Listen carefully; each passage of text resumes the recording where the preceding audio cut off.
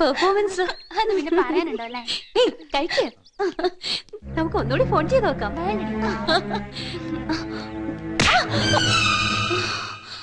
നീ കാണിച്ച നിറവില്ലായ്മയ്ക്ക് അഹങ്കാരത്തിനും നിന്നോട് ഇത് ചെയ്താ പോരാ.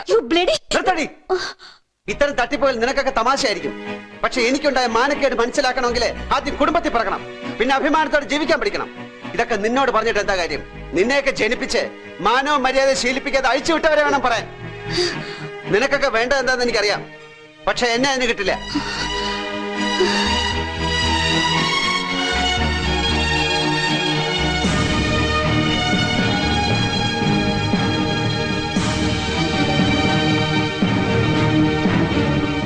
നിന്നെ ഞാൻ വെറുതെ വിടുമെന്ന് വിചാരിക്കണ്ട.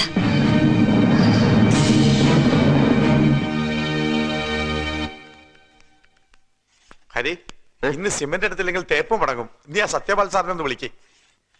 ആ വാലുമാക്രി പെണ്ണിന്റെ കീടബുദ്ധിയൊക്കെ എന്തിനാ അയാളെ അറിയിക്കുന്നത്? അയ്യോ, അത് പറയാനല്ല, കാശ് ചോദിക്കാൻ. കാശിന്റെ കാര്യം മിണ്ടുമ്പോഴൊക്കെ ഹരി തീർക്കാൻ ഞാൻ ഏറ്റവും അയാള് പറയുന്നത്. എവിടെ ഇട്ട് തീർക്കാനാ? ഹരി, ആര്? രമണി ചേച്ചിയാ? വരണം, ഇരിക്കണം. ഹരി ക്ഷമിക്കണം, പൈസ വരാൻ കുറച്ച് വൈകി. ഇത് 3 ലക്ഷം രൂപയുടെ ചെക്ക. ചേട്ടൻ ഡിസംബറിൽ വരും. അപ്പോഴേക്കും പണിയൊക്കെ ഒന്ന് സ്പീഡാക്കണം. ഇനി മുടങ്ങുന്ന പ്രശ്നമേ ഇല്ല. അടുത്ത ആഴ്ച വലിയൊരു വർക്ക് തീരാനുണ്ട്. അതിന്റെ ബില്ല് സെറ്റിൽമെന്റ് കഴിഞ്ഞാൽ നിങ്ങളുടെ പണത്ത് 2 വീട് പണിയാ. എന്നാ ഞാൻ ഇറങ്ങാം. ദൈവം നമ്മെ രക്ഷിച്ചു. ഇതിപ്പോ 3 ലക്ഷമല്ല, 30 ലക്ഷം. എല്ലാരും ഒന്ന് കൈയടിച്ചേ. ലോക പ്രശസ്തമായ ചൈനീസ് വട മിക്സിന്റെ ഡെമോൺസ്ട്രേഷന് വേദി ഒരുക്കി തന്ന പോച്ചമ്പള്ളി നഗർ റെസിഡൻഷ്യൽ അസോസിയേഷന്റെ കീഴിലുള്ള കുടുംബശ്രീയിലെ അംഗങ്ങളായ മഹിളകൾക്ക് നന്ദി പറഞ്ഞുകൊണ്ട് ഞാൻ തുടങ്ങാൻ വരട്ടെ. ഈ ചൈനയിൽ നിന്നുള്ള ഉഴുന്നുവട മിക്സ് കേരളത്തിൽ എങ്ങനെ എത്തി? 1957 ഹുയിൻ സാങ് എന്ന ചീന സഞ്ചാരി ഇതിവിടെ കൊണ്ടുവന്നിരുന്നു. പക്ഷെ അന്നത് ഇവിടെ ഏറ്റില്ല. തുടർന്ന് ആഗോളവൽക്കരണവും ഉദാരവൽക്കരണവും നടപ്പിലായ ശേഷം ഇതിപ്പോൾ 7 ഭൂഖണ്ഡങ്ങളിൽ ലഭ്യമാണ്. Antarctica, Eurasia, Urania, urea. ചൈനയിൽ ഇതിന് പറയുന്ന പേരെന്താണെന്ന് അറിയോ? അതവർക്ക് അറിയില്ല. ഞാൻ പറയാം. വടാങ് ഷുഡാങ് എന്ന് വെച്ചാൽ ഷടയെന്ന് വട, അതായത് ഇൻസ്റ്റന്റ് വട. ഞാൻ തുടങ്ങട്ടെ. ഇവിടെ ഉഴുന്നുമാവ് കിട്ടുമല്ലോ, പിന്നെ എന്തിനാ ചൈനയിൽ നിന്ന് കൊണ്ടുവരുന്നേ? ഇവിടുത്തെ ഞഞ്ഞാപിഞ്ഞ വടയല്ലത്. രുചിച്ചു നോക്ക്, എന്നിട്ട് പറയൂ. നീ പോയി കുറച്ച് പേപ്പർ പ്ലേറ്റ്സ് കൊണ്ടുവരൂ. വെള്ളം ചേർത്ത് മാവ് കുഴച്ചത് നിങ്ങൾ കണ്ടല്ലോ. പരമ്പരാഗത രീതിയിൽ വട ഉണ്ടാക്കുന്നത് പോലെ പച്ചമുളക്, ഇഞ്ചി, ഉള്ളി, കുരുമുളക് ഇതൊന്നും ചേർക്കണ്ട. ഇതിന്റെ എല്ലാം എസൻസ് ചൈനയിൽ ചേർത്തിട്ടുണ്ട്. ഈ രീതിക്ക് അജിനോമോട്ടോ എന്നാണ് പറയുന്നത്. എണ്ണ ഇതുപോലെ വെട്ടിത്തിളച്ച് കഴിയുമ്പോൾ 250 മില്ലിഗ്രാം കണക്കിന് മാവെടുക്കണം. ഇതിന്റെ ഒരു പ്രത്യേകത, ഈ വടയ്ക്ക് തുളയിടണമെന്നില്ല. എണ്ണയിൽ വീഴുമ്പോൾ തുള താനെ വീണോളൂ.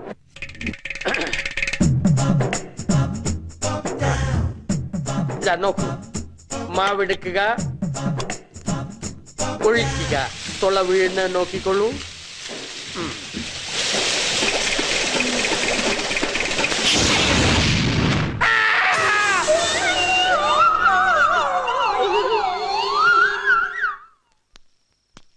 സത്യം പറഞ്ഞ ഞാൻ ഭയങ്കര ടെൻഷനിലായിരുന്നു. ദൈവം സഹായിച്ച് കൃത്യസമയത്ത് തന്നെ എല്ലാ ജോലിയും തീർന്നു. ഞാൻ വിചാരിച്ചാലും കൂടുതൽ ഭംഗിയായിട്ടുണ്ട്. ഇതാ വീടിന്റെ താക്കോൽ. മെഷർമെന്റ്സ് എല്ലാം ഞാൻ എടുത്തിട്ടുണ്ട്. നാളെ തന്നെ ഫൈനൽ ബില്ല് തരാം. അതൊക്കെ കല്യാണം കഴിഞ്ഞിട്ട് മതി. അയ്യോ സാർ, അങ്ങനെ പറയരുത്. ഒരു 10 ലക്ഷമെങ്കിലും വേണം. ഇവിടെ ഒന്നും ഉണ്ടാവില്ല. കല്യാണത്തിന് 5-8 ദിവസമല്ലേ ഉള്ളൂ. പണത്തെ പറ്റി ഓർത്ത് ഹരി വിഷമിക്കണ്ട. തനിക്ക് തരാനുള്ള തുക പൈസ കണക്ക് തീർത്ത് തന്നിരിക്കും. അതും തന്റെ വീട്ടിൽ കൊണ്ടുവന്ന് തന്നിരിക്കും. ഹരി ധൈര്യമായിട്ട് ചെല്ല് ഹരി. പിന്നൊരു കാര്യം, പാലുകാച്ചലിന്റെ തലേന്ന് തന്നെ എത്തിയേക്കണം. മറക്കരുത്. നമുക്കൊന്ന് കൂടണം. ചെല്ല്.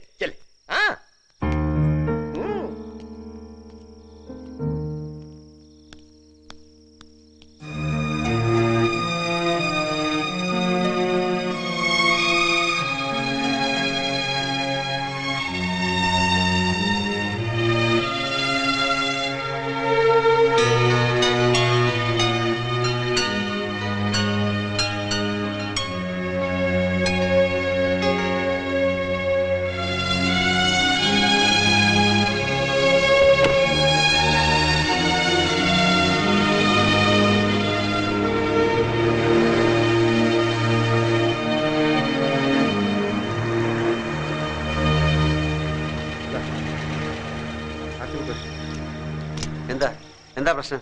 പുതിയ SI ചാർജ് എടുത്തിട്ടുണ്ട്. സ്ട്രിക്റ്റ് ചെക്കിംഗ് ആണ്. ഇതിന്റെ പേപ്പേഴ്സ് ഒക്കെ ഓക്കെയാണ്. അതുകൊണ്ടൊന്നും കാര്യമില്ല, ആളൊരു പ്രശ്നക്കാരനാ. ഇതുപോലൊക്കെയുള്ള മാരണങ്ങൾ എന്റെ തലയിലാണല്ലോ വന്നപ്പെടുന്നത്.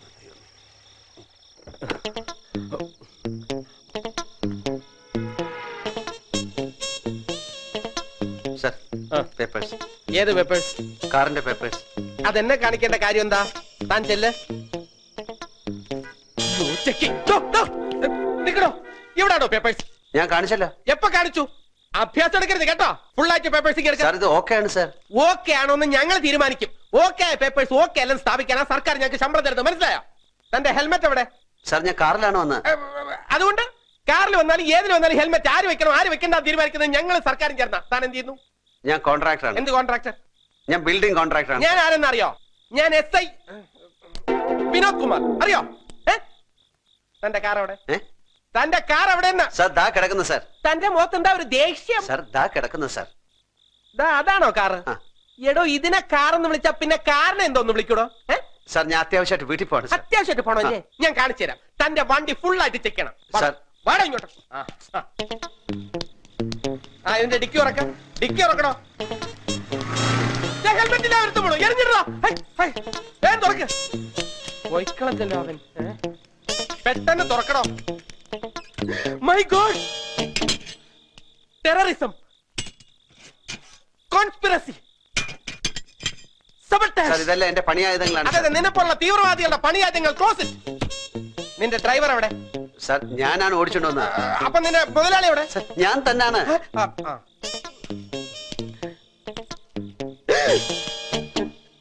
ഇതാരാ ഇത്? ആരുമില്ല. ആരുമില്ലെങ്കിൽ പിന്നെ ഇതോ നോക്കണോ?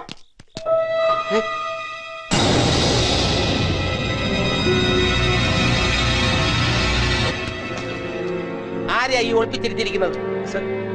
സത്യമായിട്ടും ഇതാരാണെന്ന് എനിക്കറിയില്ല. നിനക്കറിയില്ലല്ലേ? Kidnapping, abduction, harassment and molestation. Minimum 14 വർഷം ജയിലിൽ കിടക്കാനുള്ള വകുപ്പ്. Come on, arrest him. Sir,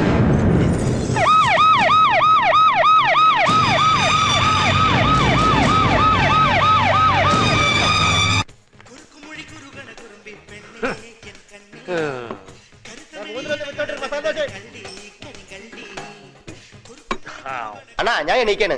ഇരിക്കെ, ഞാൻ പറഞ്ഞുതരാം. എനിക്ക് പോയിട്ട് ധൃതിയുണ്ട് വാസുണ്ണ. നിന്റെ ചോദ്യത്തിന് ഉത്തരം വേണ്ടേ? ഓ, അയാൾക്ക് ജാമ്യം കിട്ടുകയില്ല.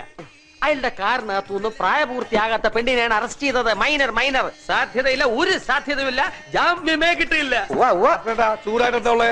അടുപ്പില് കനലുണ്ട്. ഓഹോ, അന്ന് അത് വാരി കുറയാല അന്നാ കൊടുക്കും.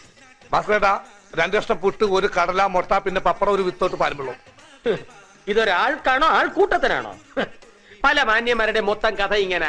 പലപ്പ കട്ട ഒരിക്കൽ പിടിക്കും. വർക്ക്ഷോപ്പിൽ നിന്ന് മരം കെട്ട കാര്യമാണോ വാസു അണ്ണ? പോടാ, വിഷയം മാറ്റാതെ. നിന്റെ ഹരിസാർ ചെയ്ത പോക്കൃത്തത്തെ കുറിച്ചാ പറഞ്ഞുകൊണ്ടിരിക്കുന്നത്. എന്റെ ഹരിസാർ ഒരു പോക്കൃത്തത്തിന് പോവില്ല. ഔവ്വ്, നീ പരസ്യമായിട്ട് പോകുന്നവൻ, അയാൾ രഹസ്യമായിട്ട് കൊണ്ടുപോകുന്നവൻ.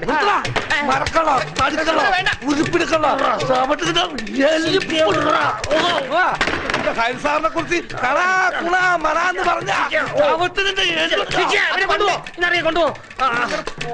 നിങ്ങളെല്ലാവരും ചായ കുടിക്കൊന്നും സംഭവിച്ചിട്ടില്ല.